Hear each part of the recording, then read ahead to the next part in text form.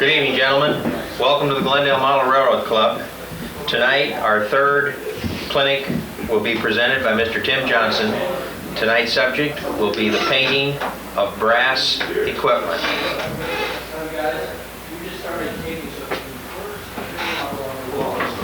Welcome, gentlemen. Welcome to my clinic. I'm going to start off by showing you what I do to prepare a piece of brass equipment for painting. I have taken apart this brass Southern Pacific sleeping car, so to make this demonstration a little easier. Now what I do is I keep all the small screws and all the parts that come off when you take apart a locomotive in the box the car belongs to. That way I know where they are while it's being painted, because it can take up to several days depending on how complicated your paint job is. Now, some people like to take a heavy-duty lacquer type stripper to strip the lacquer off of the equipment.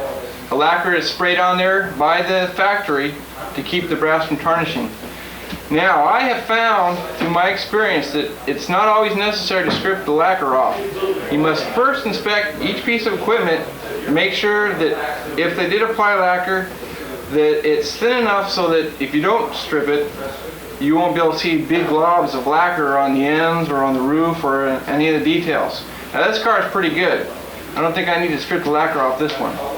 So what I do is I have a tub here of apple cider vinegar. It's a little more of an acid. It's going to give you a little better etching than regular vinegar will. So I will place the pieces to be soaked in the pan here. All the little parts here will go inside there. And this will etch the brass and give the paint something to stick to. Now, on the trucks, these passenger cars, they're usually brass stamped castings with nickel silver wheel sets. Now the wheel sets have insulation, and since I'm going to be baking the items that I paint, I don't want that insulation to melt, so I'm going to want to take the wheel sets out. Now, I very carefully spread the end of the truck apart, only to the point where I can get the wheel set out of the journal inside there. There is the end of the axle is at a point, and there is a tapered hole where the wheel set goes to act as a bearing surface. So we'll take the wheel sets out, place them also in the box, place that in there to etch. I would do the same with the other truck. Okay, now I will leave that soak in there for about 10 minutes. Is a good amount of time to leave it soak in the vinegar. It gives it a chance to get etched properly. And then I will take it out later and rinse it off with water and then let it dry before painting. Okay, now I will put the box back together so I don't lose any of the little parts that are very necessary for reassembling the locomotive. Alright, now that's going to sit there and then I'll be set for painting. I'm going to discuss painting with float quill tonight because most of the members here do use float quill as opposed to scale coat. They come in these little bottles here. They make a fine selection of colors. You can paint just about anything you want to with float quill colors. Very important thing to remember when using float quill is to get a glossy surface that lends itself to decaling. Float quill makes glaze material, and it's usually a pretty close to a 50-50 mix when you're painting. 50% paint, 50% glaze. The advantage with glaze is when you use glaze, you don't have to use any other type of thinner, because this will thin down the paint to the consistency where it'll flow very smoothly onto the model. Okay, now there are exceptions in where you do not want a gloss finish. One example here is this heavyweight passenger car. Alright, when I acquired this car, it was painted with a gloss finish.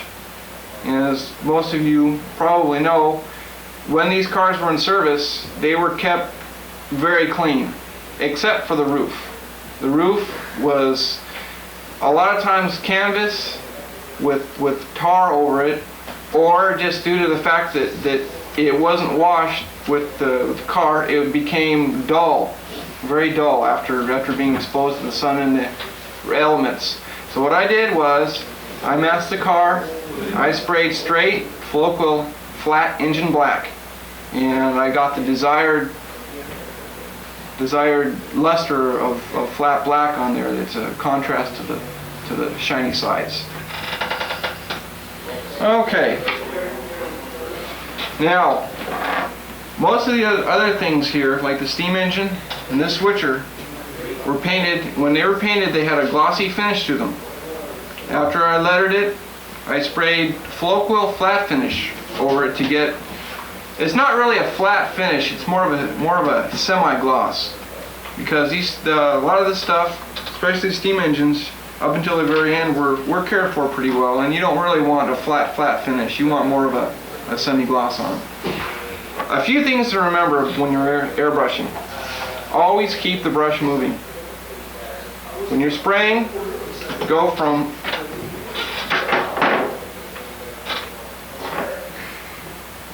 just past the item you're spraying, follow along over the item and just past it, then let off.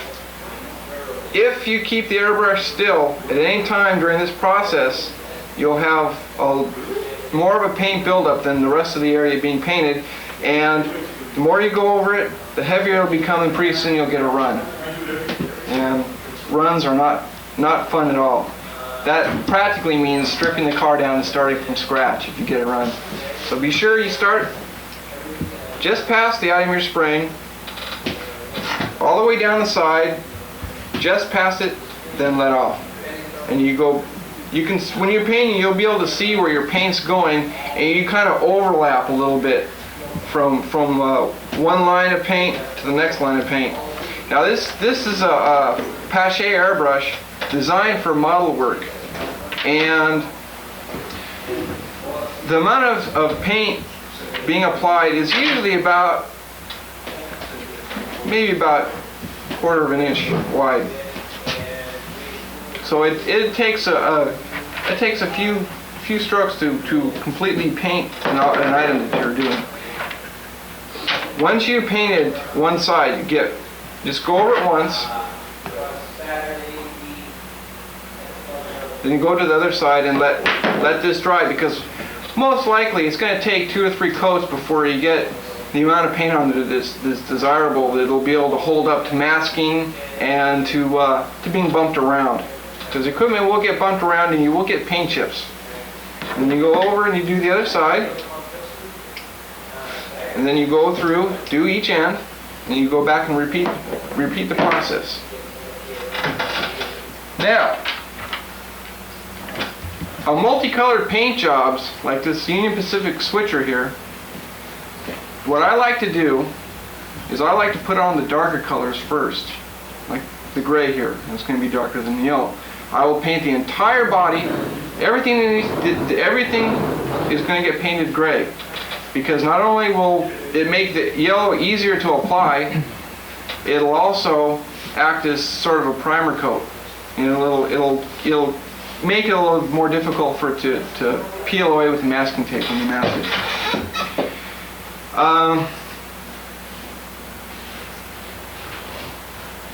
So I will paint the entire thing gray, and then go to mask it and put the yellow on. And on passenger cars like this, it's a lot easier if you do the roof color first, be it black, brown, gray, whatever. Do the roof color first and paint the entire body. Paint the entire body that color. In this case, if I had painted this car, it would have been entirely black before going to put the green on. Like I said, that will help when you do the green, when you mask this. It'll help keep chips from coming off when you handle the equipment.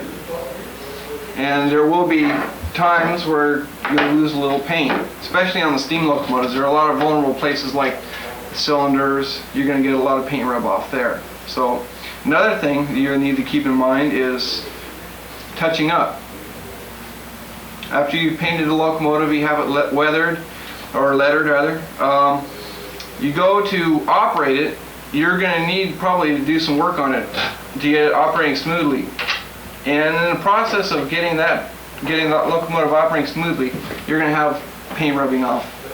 And so you're going to need to keep track of what colors you've used, so that you can go back and touch them up. You usually can just use a fine paintbrush, the same paint, touch it up, and you'll be okay. All right, this has been soaking long enough. So now what you do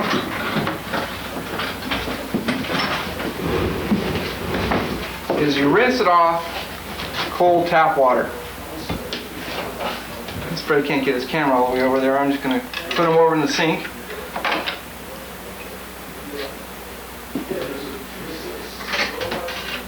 Yeah. Just let it rinse. Move your stomach.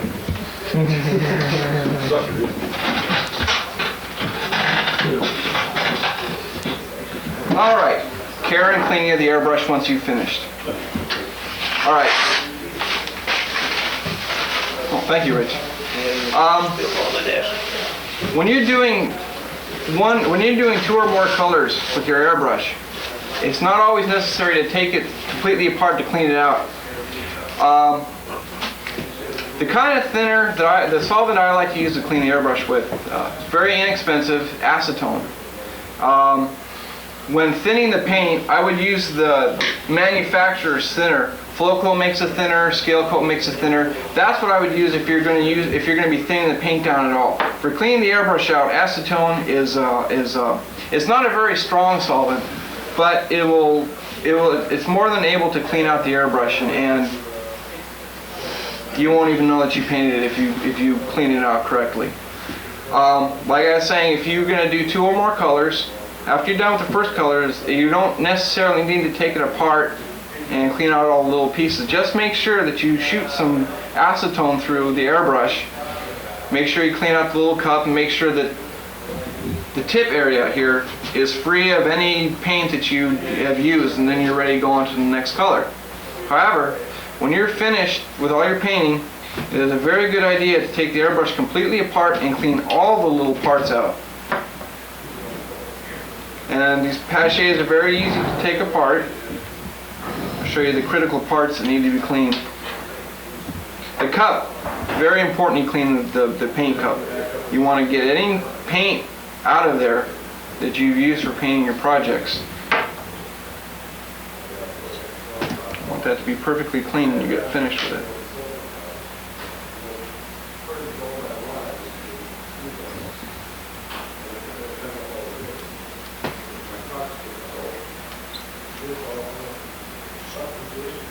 Another very important part is your tip. The tip is very easy to clean. Make sure that you be careful not to bend the very top of the tip. If you bend that over, the next time you go to paint, you'll find that the paint won't shoot straight out of the airbrush. It'll shoot down at an angle or up at an angle, and it'll be restricted. You won't get the paint flow that you want. And it's very, very difficult to work with an airbrush that will not put the paint out evenly. You'll get splotches, and it's easier to get paint buildup and runs, and it may even come to the point where there's very little paint coming out at all, and it'll take you 5 hours to paint one simple little thing.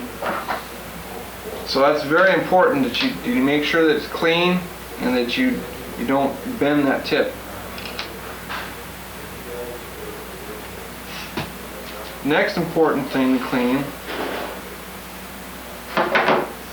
is this part of the airbrush. When you're spray painting, paint is coming out of the tip right in front of this little concave thing there, whatever it's called. Nose cone, excuse me. And paint will build up in there. It'll also, if it builds up too much, it'll restrict the flow of paint out of the airbrush. So that's very important to keep clean too. Usually, as long as you wipe it out with a rag between colors, and then after you're done using the airbrush, you take it off there and dip it in the solvent and clean it out. It's not too hard to clean.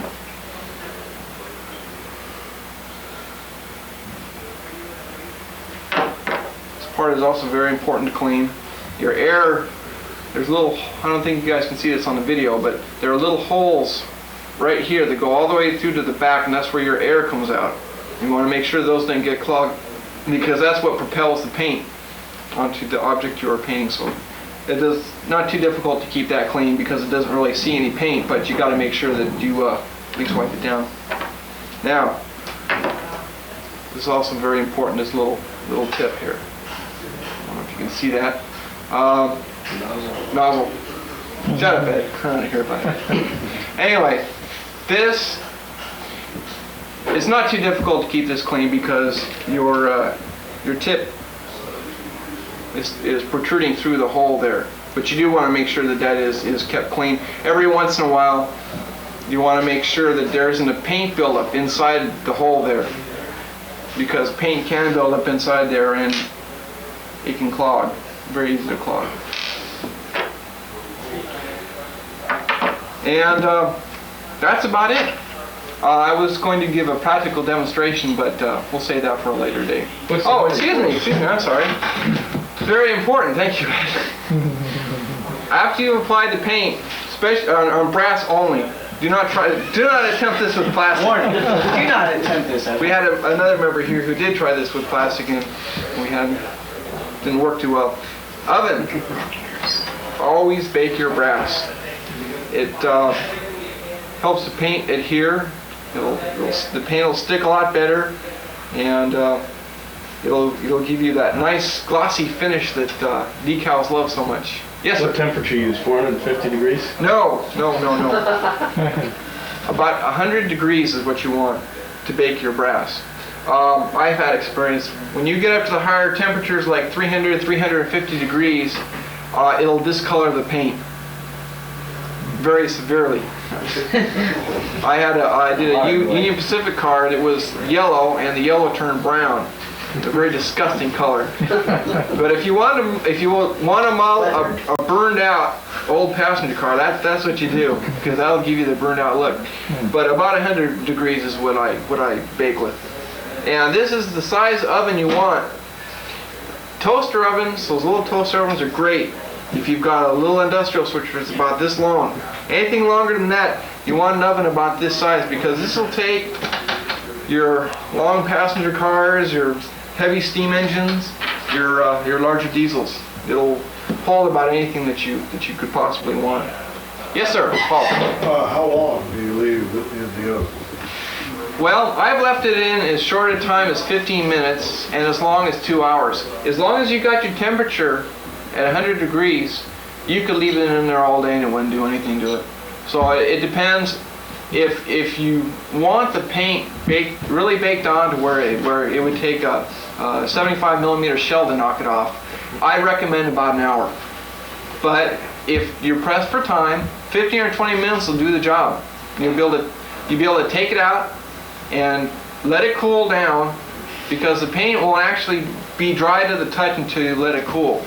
Then you'll be ready for masking. And you'll notice that when you take the items out of the oven, if you try touching it, it'll still feel sticky to you, and you won't think it's dry.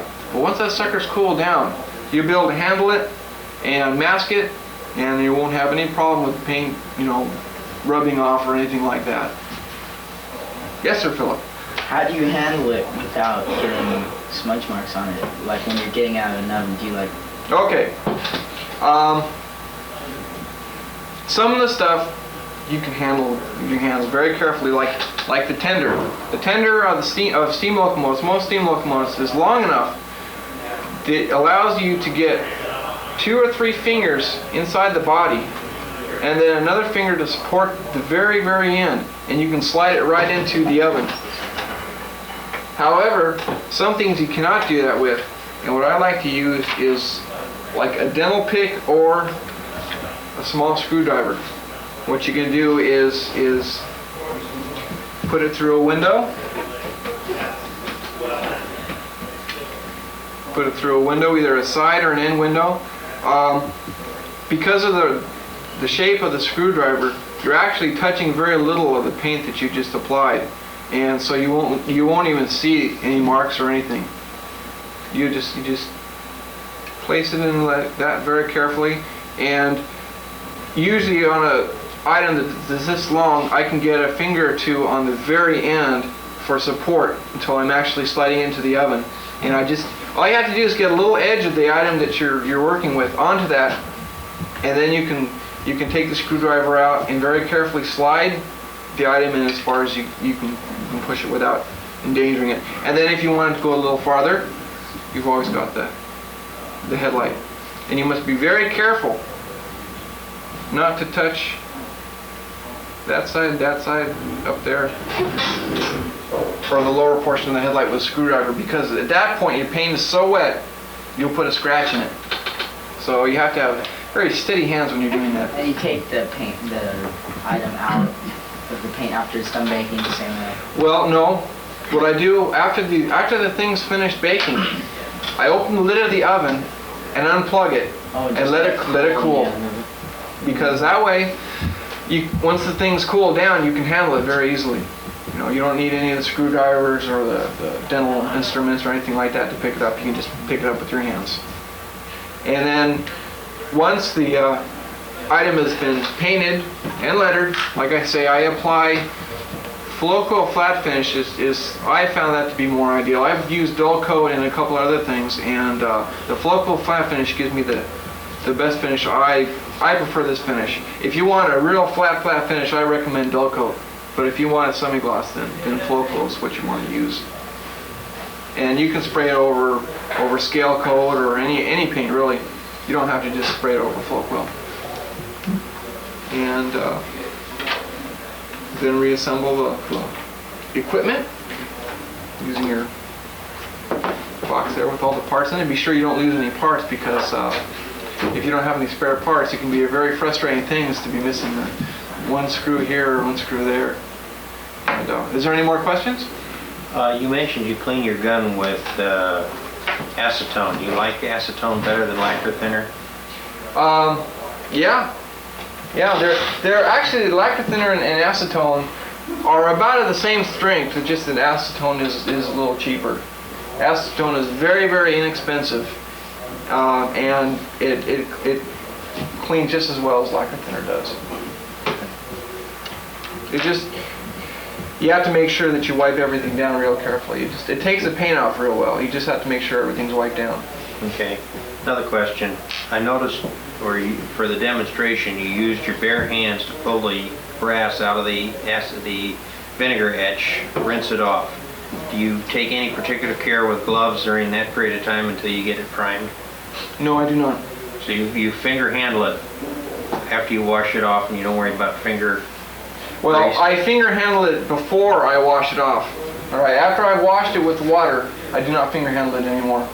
You handle it with a glove or a baggie or something? Or the dental instruments or small screwdrivers. Okay. Do you use a primer? No, I don't use a primer. I found that whether or not you use a primer, you're going to get some paint rub off. The primer doesn't help either way. I've used it a few times, and to me, it's just a lot of extra work that really doesn't do a whole lot for the paint job.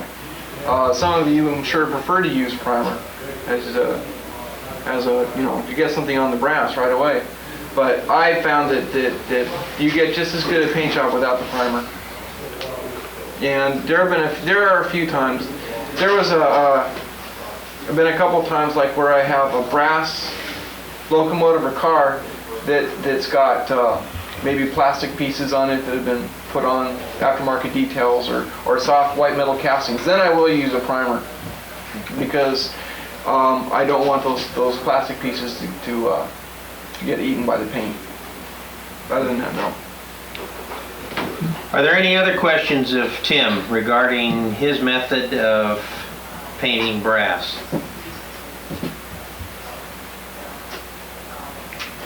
Seeing no other questions, Tim, I thank you for your presentation tonight, and hope everybody enjoyed it and got as much information out of it as I did. Thank you very much.